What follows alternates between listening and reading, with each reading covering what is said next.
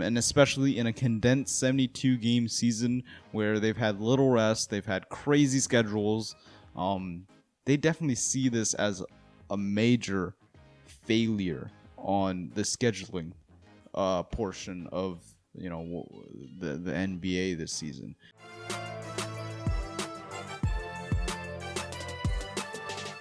All right, 3 days until the play-in. This is May 15th. And we are the hype gaining into the play-in is becoming increasingly more hype. Okay, that was terrible wording, but due to how short the season is, and how close the standings are, it seems like this play-in might become a success, knowing that you have multiple stars that may be in the play-in. You have LeBron James, Steph Curry, potentially even Luka Doncic. Yeah. So you have a bunch of stars that might end up in the play-in. You have all this uncertainty going on where the teams will end up for the play-in standings. Do you see the play-in as a success this year? And is this something potentially we can, is that something we want to implement into the regular season, like even in an 82 game full season? Well, I think a pro with the play-in tournament this year in particular is that as I'm watching games progress, especially over these past 2 weeks, the intensity and what is at stake has risen. Like these last few regular season games haven't just been normal regular season games and they rest their star players. Like no, teams are still fighting for their chance. LeBron James and Anthony Davis, they returned. And why are they returning and not waiting for the play-in? Because, they have to make sure that they have their place in the playoffs. So I think the play-in from a competitive standpoint, I think is good. And if you're talking about a business standpoint, I guess the NBA wants fans to become more engaged. They want games to become more tight, just more at stake. So I think for this year in particular, especially since the season is shorter, I think the play-in, it was a success. Obviously, it hasn't happened yet. We still have to wait for 3 days.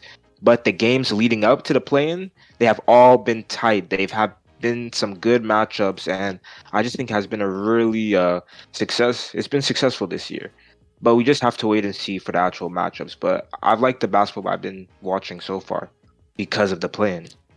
Yeah, I definitely agree that there definitely the teams that potentially will be affected by where the seeding will be in the play-in. They've definitely put more effort into those games, and I think Saturday, we have a bunch of early morning games that we have yet to see the result for. But the like if we just look at the matchups here, right?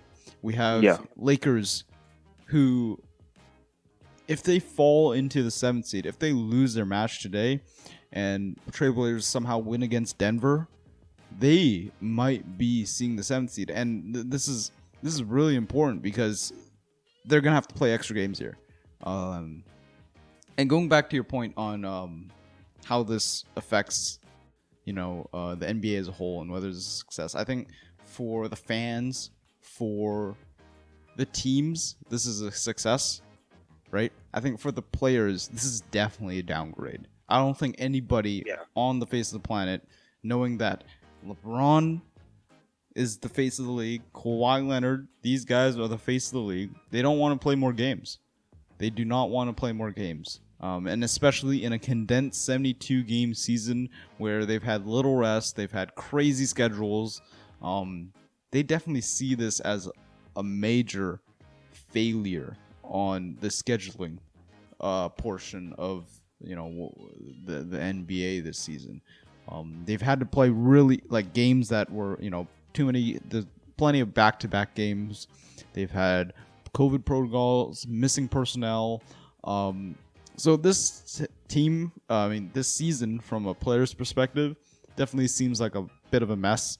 But I think if you had regular scheduling, in a regular 82 game season, and you added a play-in tournament at the end of the year, this might be like something you might want to consider continuing with, because this seems like it would increase excitement, increase hype for the playoffs, which is the NBA's big moneymaker. So if you want to help market and increase the interest in playoffs, I think a play-in tournament to begin it, to kick it off, will be excellent, because teams will actually try to, potentially make it and potentially earn their spot in a playoffs playoff standings. Yeah. So let's take a look here.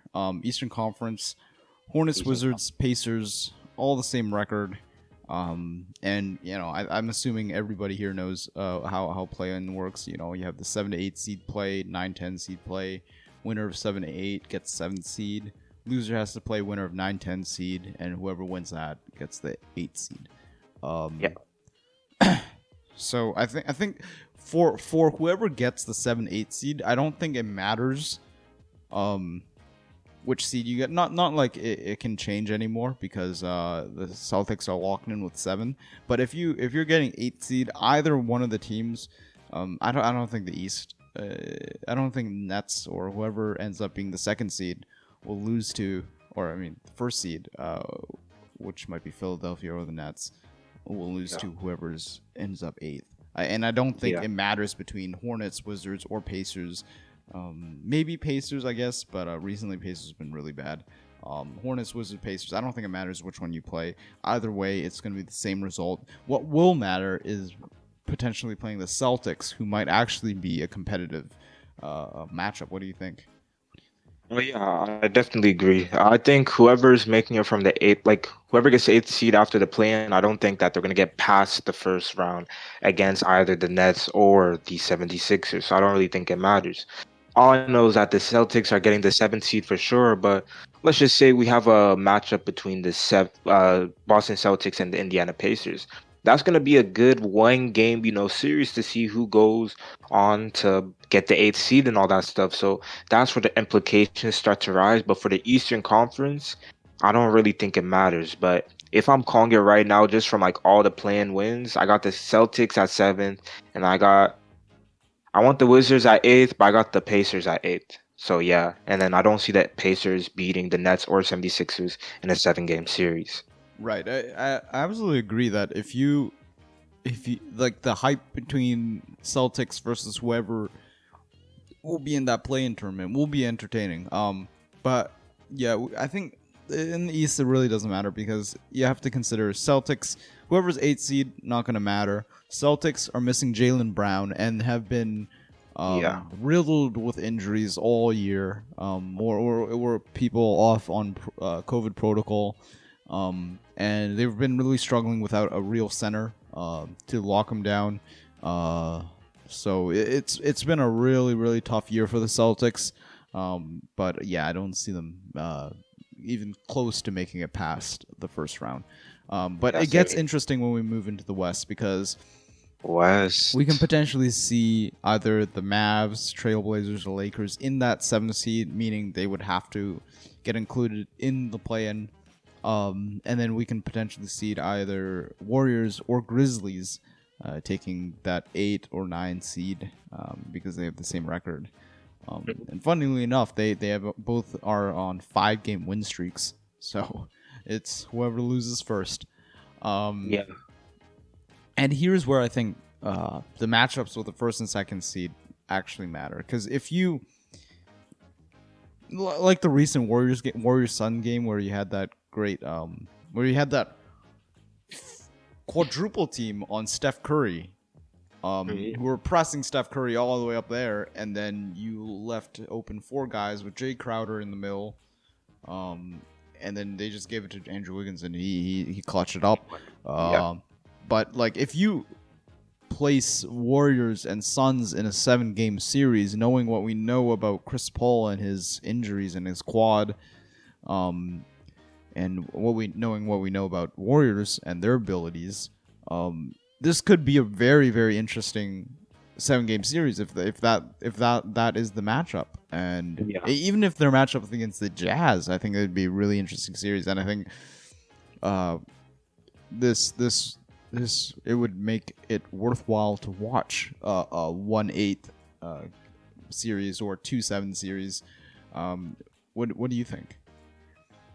Yeah, for sure. I saw the Warriors and Suns highlights, and I just thought that if these two teams are in a series, anything can happen.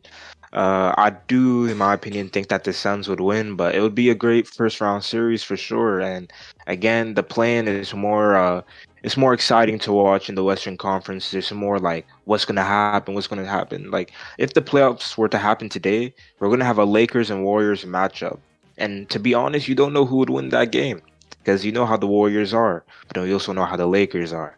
But I just think that the play on for the West is definitely more exciting. But if I were to do my final rankings, the Mavericks are playing the Timberwolves. The Mavericks are locked in on 5. All The right. Trailblazers are playing the Nuggets. Let's just say they lose. The Lakers are playing the Pelicans. Lakers are going to win. So the Lakers, let's say the Lakers get the 6th seed. Now you have a Trailblazers versus a Warriors, which, in my opinion, that's more exciting for a 1-game series. And then you have Grizzlies and Spurs. So if I were to do a prediction, I have the Warriors getting the 7th seed, and then surprisingly or not, either the Spurs getting the 8th seed, beating out the Trailblazers. So yeah, I just think that the plan for this conference is cool. And Lakers aren't my favorite team, but I want them to win the championship. So I think the Lakers versus the Suns in a first round matchup is going to be a really good matchup in their favor. But yeah, Yeah. And so we can potentially see a Steph Curry versus LeBron 2.0 matchup here, yeah, where we have exactly. in the play-in tournament. And I think that just speaks to how effective this play-in might be to help hype up the playoffs.